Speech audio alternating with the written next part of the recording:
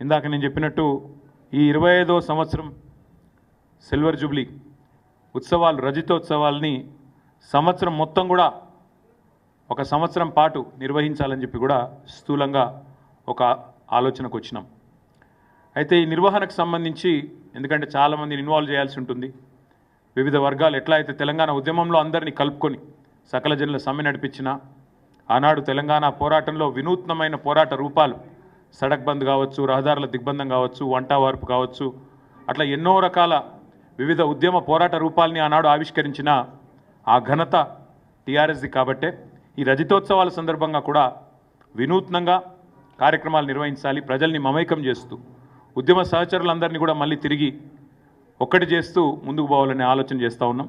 దానికి సంబంధించి రాబోయే వారం రోజుల్లో పెద్దలు కేసీఆర్ గారు కొన్ని కమిటీలను కూడా, ఎందుకంటే ఈ ఉత్సవాల నిర్వహణకు కొన్ని కమిటీల అవసరం కూడా ఉంటుంది కాబట్టి మరి కొంతమంది సీనియర్ నాయకులతో, పార్టీ ముఖ్యులతో, అదేవిధంగా పార్టీ ఏతర వ్యక్తులతో, తెలంగాణ ఉద్యమంతో పెనవేసుకొని అనుబంధం ఉన్న వ్యక్తులతో కూడా కొన్ని కమిటీలను కూడా ఈ రాబోయే వారంలో ప్రకటించబోతా ఉన్నాం.